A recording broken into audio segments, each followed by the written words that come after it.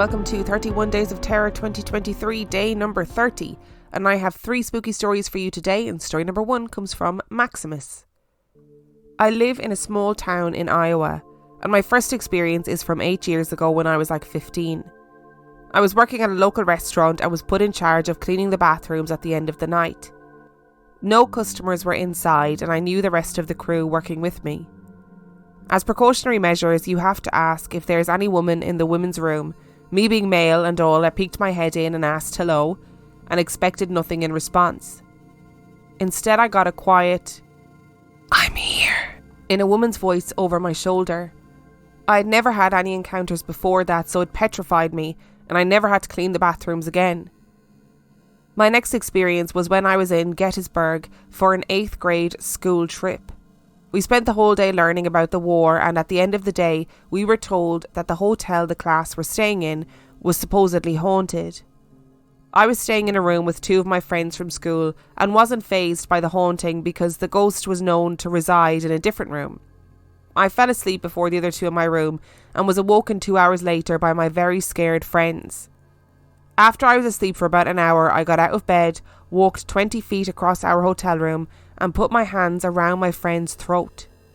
After waking up an hour later, I could cloudily remember getting back into bed after the event, but nothing else. In my opinion, it was a possession. My third experience was in June of 2022 and is definitely the most creepy for me. My family and I have vacationed to the same resort and the same cabin every year since around 2010. 2022 was a little different for me. My great-grandpa passed in February of that year and we hadn't quite gotten over it yet.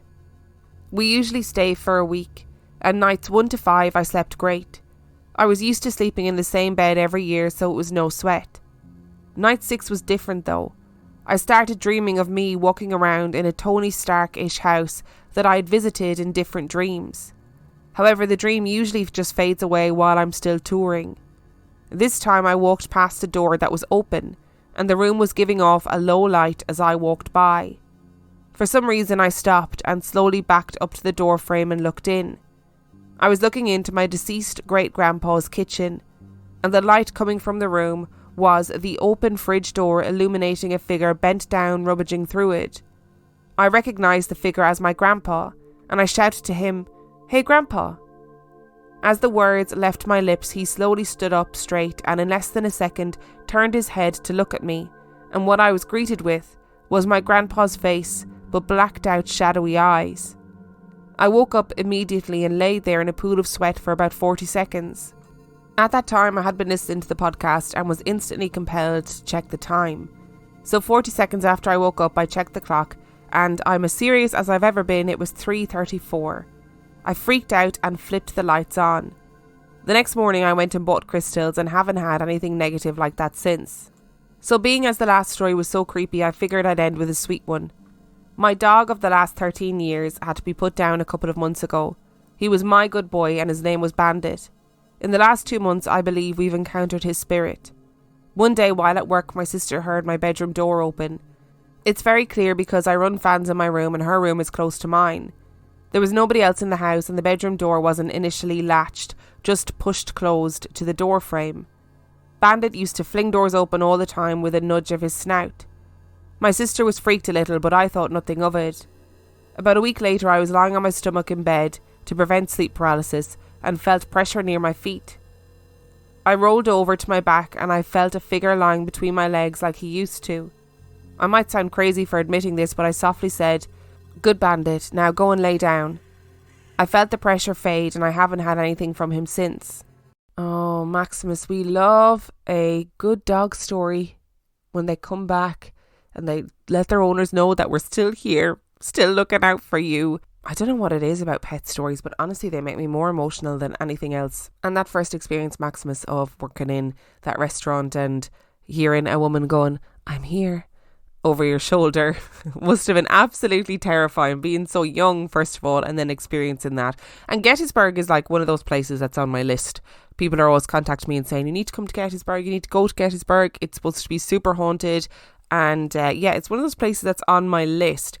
I don't know why anyone was telling 8th graders on a school trip that the hotel was haunted. So 8th grade, I've looked it up and I believe it's like age 13 to 14. I know for a fact as a teacher that if I'm telling 8th graders that the hotel that they're staying in is haunted, someone's going to be crying in the middle of the night. Somebody is going to be crying in the middle of the night and waking me up, so I'm saying nothing. But it does sound like whatever happened in your hotel room was really freaky. Putting your hand around your friend's throat in your sleep, that is terrifying.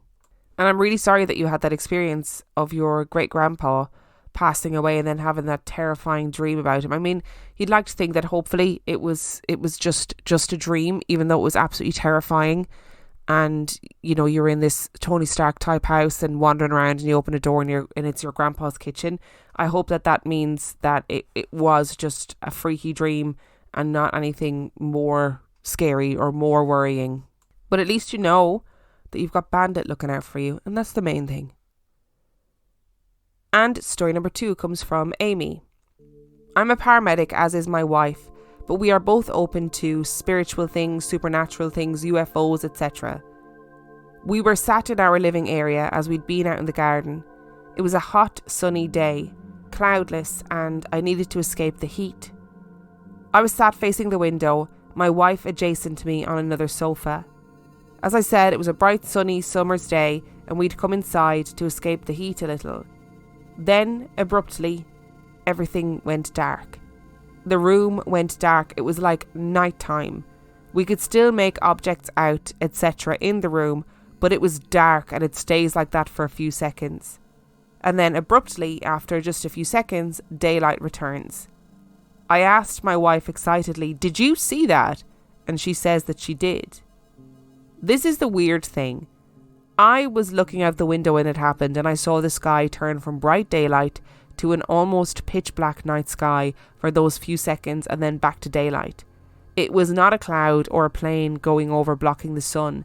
I saw the sky, the whole sky, turn into what I can only describe as night for those few seconds. No stars, no moon, no sun, no changes in hue, just dark. It was like for those few seconds someone had turned the lights out, flicked a switch from daylight to nighttime to daylight, and I was shocked. I literally thought I was having a stroke.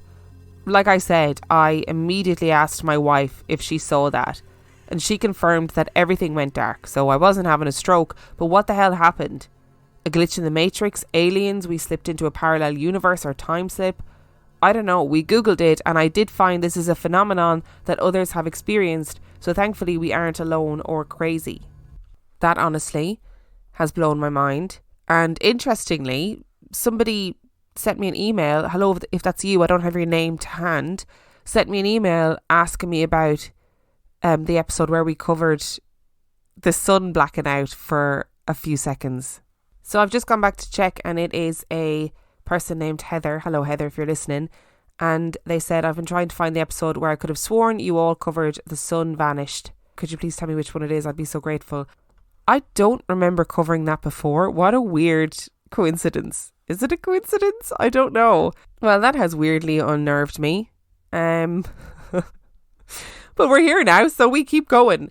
I don't know what to tell you, Amy. I don't know what to tell you. It sounds like if something is blacking out the sun to that degree, like it's not an airplane going past, it's not like a cloud going over the sun. We've all had experiences where you've been out and it's really sunny and a dark cloud passes over and it suddenly becomes darker, but it doesn't become like night darkness, like pitch blackness. So for something to do that, to be able to plunge you and your wife into literal nighttime, it would have to be something positively mind-blowingly enormous passing overhead. Like it would have to be enormous. It couldn't just be a plane or whatever. Like it would have to be humongous, bigger than we can even comprehend, I think. Like I'd love to know if your neighbours experienced the same thing or if other people experienced the same thing at the same time. I am dying to know. Like I'd love to know as well where this took place in the world, because like you said, it clearly is a phenomenon that happens to other people. So no, I don't think you're crazy. I think the situation is crazy, but I don't think you're crazy. And like you, my first instinct would be, oh my God, I'm having a stroke. As somebody who has visual disturbances, extreme visual disturbances when I have a migraine, my first instinct would be something medical. And I'd be thinking, oh my God, I'm either about to have the worst migraine of my life or I'm having a stroke or something medical is happening to me.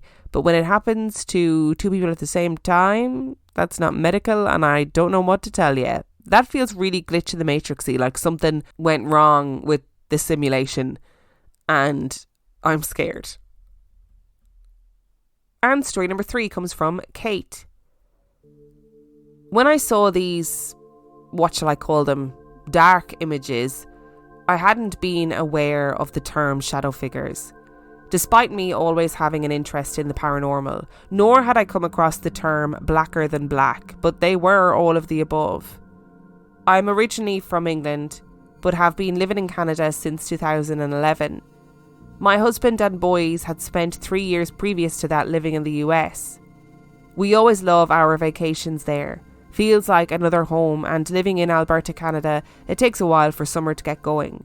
So like many, we head south of the border to soak up some of the sun's warm rays and break up our long winters.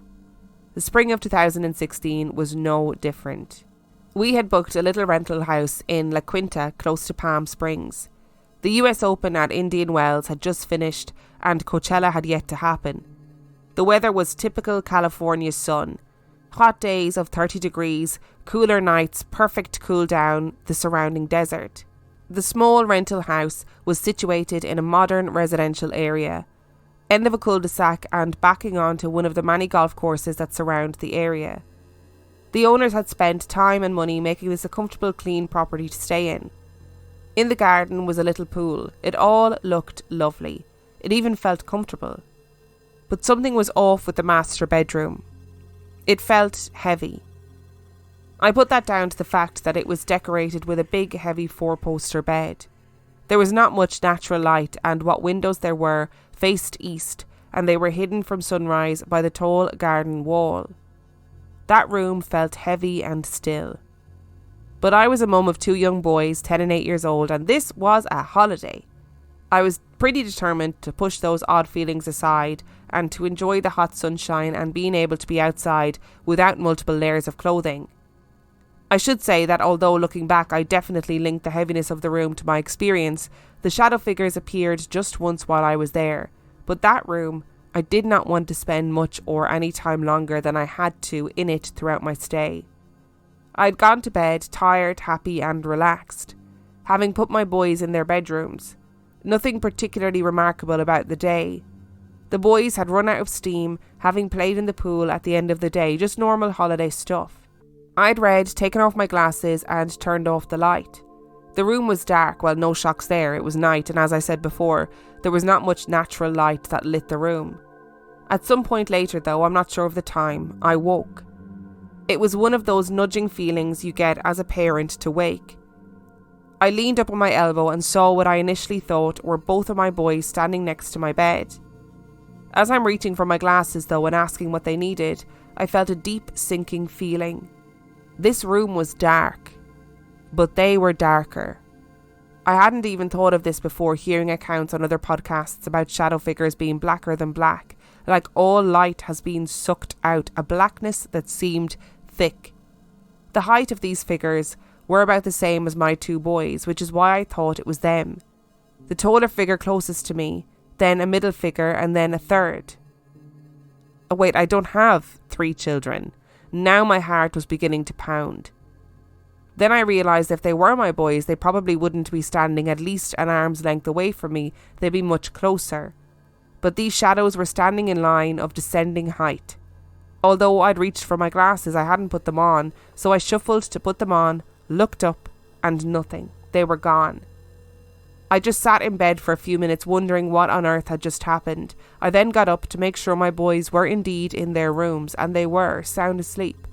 No way in the split second that it took to put my glasses on could they have run back to their rooms and opened and closed the doors without me being aware. A blackness that seemed thick. The room remained feeling heavy and I didn't like it. I almost emailed the owner when I got home to see if he had had others who had stayed there have similar experiences, but I felt silly. It certainly wasn't sleep paralysis. I'm still not certain what I saw or experienced that night. I only told my family about it last year. I've even tried researching the area but found nothing. However, the land tucked under the Santa Rosa Mountains I'm sure has an interesting past.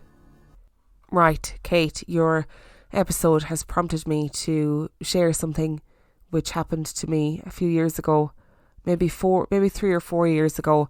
And it was when I was living in my previous house. I don't think I've ever lived in a haunted house, and I never had any paranormal experiences in this particular house until this night. And I don't even know if it was a paranormal experience, but I had gone to bed, and as somebody who loves sleep, I would generally go to bed before Dan. And I had gone to bed and fallen asleep really quickly, and I had woken up like an hour later, and the room was darker than I could possibly get my head around. It honestly was the strangest thing. Like, the room was pitch black dark, and I live in the city and there were street lights outside. There was natural light that came in, but this room was pitch dark, darker than I had ever experienced, and it was silent. It was like all the sound had been sucked out of the room, and I was really freaked, and I woke up really freaked, and I wasn't a happy bunny, and I couldn't figure out what was happening, but it felt heavy and dense and thick, and the air didn't feel right, and everything felt wrong, and it was so dark and so silent. And again, I live in the city. I live next to a train track, which I've lived next to for a really long time. There is always noise. And anyway, at the time, I went back to sleep, and Dan came to bed. That was fine. Nothing abnormal happened until I spoke to him about it the next day, and I said, the weirdest thing happened. And he was like, go on. And I said, I woke up and the room was, and he was like, blacker than black. And I was like, oh my God. He had walked into the room a little bit after the time maybe that I had woken up, or maybe before I'd woken up, whenever it was. He had walked into the room, and he said the room was freakishly black, and there was no sound in the bedroom, but everywhere else in the house was completely normal. And he said that the air felt heavy, it felt weird in the room, there was just a weird vibe. And obviously, blacker than black, no noise. It was like existing in a vacuum for that space of time. And I never could quite figure it out. Never figured out what happened. Nothing happened afterwards. I didn't have any bad dreams that I remember. Neither did Dan that night. Like, nothing. Neither of us had sleep paralysis. Nothing. But just for that period of time, it was like all of the joy and all of the normality had been sucked out of the world, and the room just existed in this vacuum. It was so strange. And that's what your story has reminded me of. And I sometimes feel like, what if these weird things happen all the time and we just don't wake up? Like, what if we regularly have shadow figures knocking around in our rooms and we just don't know about it because we don't wake up? And does a house necessarily have to be haunted for these things to happen? I don't think so. And why was it, Kate, in that particular room that was the only place that you could feel it, that heaviness, that stillness, and that darkness, that it really is a weird feeling? Why was it only in that room that you could feel it? And why did these shadows that were blacker than black seem to take the shape of 3 little boys? Like, is it a case where a shadow figure will take the shape of something that you recognize, or something that it thinks will gain your attention? I don't know, but it doesn't sound like sleep paralysis. I can say that it definitely doesn't sound like sleep paralysis, because you sat up, got your glasses, all of that jazz. And if those shadow figures were your kids and they sprinted back to their bedrooms, and you'd absolutely hear them. You'd 100% hear them. It's so weird. It's so weird. And I just don't think that these shadow figures are necessarily connected to haunted houses. I think it's just a thing that happens. And it seems weird to me that it happens for so many people all over the world. It's weird. My sister was telling me recently that my niece, who is 3, she has this new thing, or at least she's done it a couple of times, where my sister has woken up and my niece has been standing next to her bed, like an inch away from her face, just staring at her, waiting for her to wake up, which is very freaky. Kids are creepy. Sorry, Isle, if you're listening, you're creepy. Thank you so much for listening to today's episode. Thank you to Maximus, Amy and Kate for sending in your stories. Remember, if you would like to send in your story, you can do so by emailing it to reallifeghoststoriespodcast@gmail.com. You can also check out the website reallifeghoststoriespodcast.com. And if you are desperate for some extra spooky content, you can subscribe to the Patreon. That is patreon.com/reallifeghoststories, where for $5 a month or $2 a month, you get access to heaps of extra content, as well as every single main and mini episode completely ad-free. And on that note, I shall see you tomorrow.